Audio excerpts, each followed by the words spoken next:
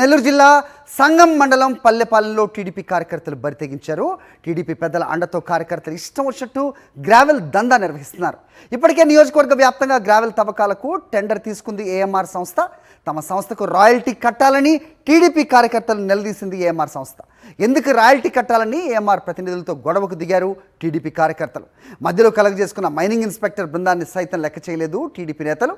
పోలీసులను పంపి settlement clear చేశారు జిల్లాలోని టీడీపీ ముఖ్య నేతలు. ఇదే అంశంపై అప్డేట్స్ మా కరెస్పాండెంట్ లోకేష్ అడిగి తెలుసుకుందాం. లోకేష్, చెప్పండి. హరి, నెల్లూరు నియోజకవర్గంలో ఏ నియోజకవర్గాన్ని వదిలిపెట్టకుండా గ్రావిల్ ఇసుక దందా మాఫియా చెలరేగిపోతుంది.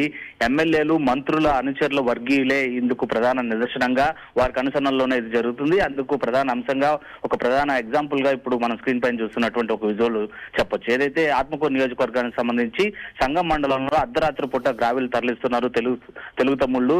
అక్కడికి వెళ్ళినటువంటి ఏఎంఆర్ సంస్థ ఏదైతే ఉందో, ఇప్పటికే నియోజకవర్గాల వ్యాప్తంగా కూడా ఏఎంఆర్ సంస్థ టెండర్ తీసుకునేది గ్రావిల్ తవ్వకాలకి. తమకు రాయల్టీ కట్టి ఇక్కడ గ్రావెల్ తరలించాలని చెప్పి కూడా ఆ సంస్థ డిమాండ్ చేస్తుండటంతో అధికారంలో ఉన్న తమ పైన, తమ కార్యకర్తల పైన, టీడీపీ నేతల పైన రాయల్టీ కట్టమంటారా అని చెప్పి కూడా ఆ సంస్థ ప్రతినిధులతో వాగ్వాదానికి దిగారు, ఘర్షణకు దిగారు, భూత పురాణాన్ని కూడా ఎత్తినటువంటి పరిస్థితి. అయితే మధ్యలో కలగ చేసుకున్నటువంటి మైనింగ్ శాఖకు సంబంధించినటువంటి అధికారులను సైతం లెక్క చేయలేదు తెలుగు తమ్ముళ్ళు.